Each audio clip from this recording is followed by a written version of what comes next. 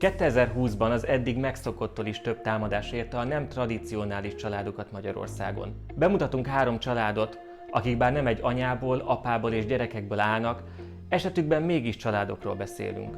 Nem szabad elfelejtenünk, nem a politika szabja meg, hogy mi a család, hanem az emberi kapcsolatok és érzések. A következő interjúkban megismerhetitek Marcit és Ádámot, akik közösen nevelik fiúkat, Mariant és Hajnalkát, akik bejegyzett élettársi kapcsolatban élnek, és Zitát, aki egyedül neveli lányát és fiát. A felvételek a Human magazin kiállításának fotózásain készültek.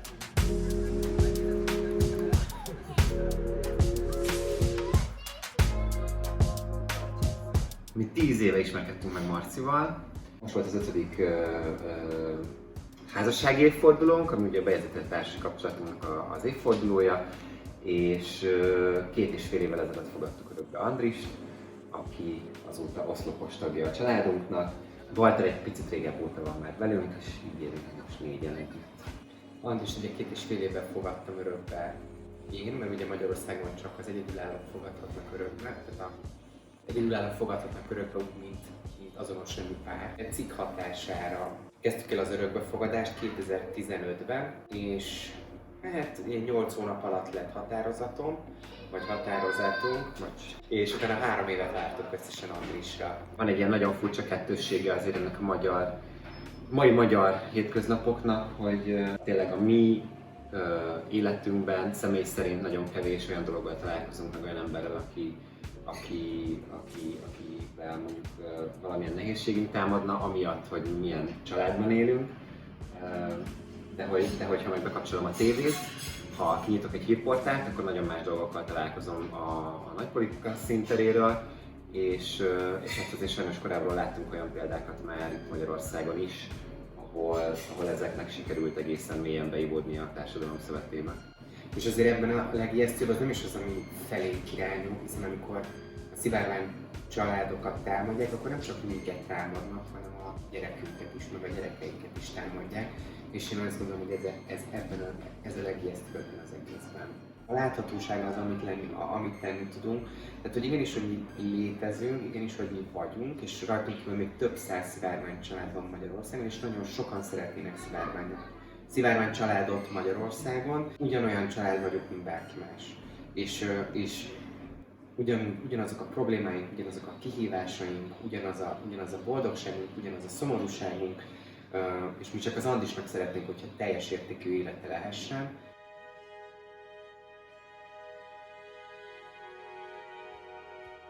Én te? Mondja.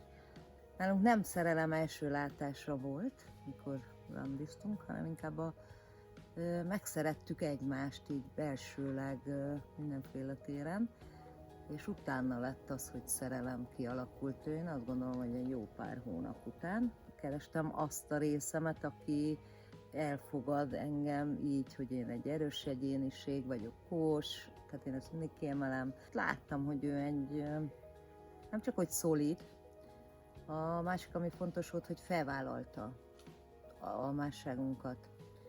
És nekem nagyon fontos, hogy a gyerekeim is ugye tudnak róla, tehát meg a 87 éves anyukám, és ő is egyedüli gyerek, és hogy a anyukája elég konzervatív, és hogy elfogadtak engem, úgy érzem, hogy mi tényleg kiegészítjük, nem csak a barátom, a szerelmem, nem az, mindenben. hogy mindenben. Én régi módi vagyok ebből a szempontból, és nekem számít a papír.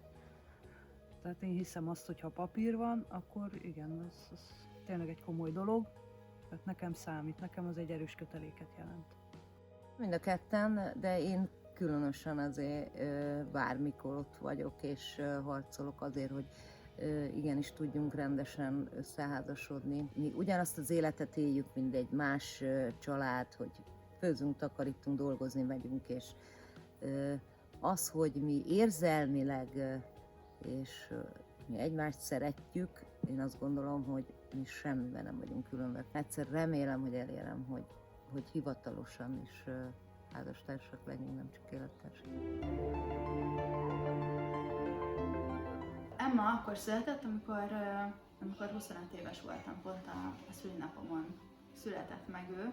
Nem nagyon volt semmilyen segítségem, aki tudott volna abban iránymutatást adni, hogy mit kell csinálni igazából egy gyerekkel. Abban biztos voltam, hogy szeretnék neki kis testvért, és így nagyjából 2 éves volt, amikor megszületett az öccse. Nagyjából 2 éve nevelem őket egyedül. Az egyedül az azt jelenti, hogy mondjuk az időnek a 90%-ában én vagyok velük, nem könnyű, mert nagyon zsizsegnek, és nagyon, nagyon sok figyelmet igényelnek, ami egyébként teljesen természetes dolog, és én örömmel adom nekik minden figyelmemet, de közben nekem is egyébként szükségem van arra, hogy töltődjek valahonnan, hogy azt nekik tovább tudjam adni. Szerencse, hogy van azért egy ilyen háttérországom, a családom, akik tudnak nekem segíteni. Egy olyan anyaközösség született, akikkel így össze tudunk dolgozni, és tudunk egymásnak a gyerekeire vigyázni. Van egy csomóféle család, és egyébként szerintem tök jó, hogy különböző családok vannak meg, hogy mindenki másféle. Nem hiszem, hogy mindenkinek ennyire egyformának kéne lennie.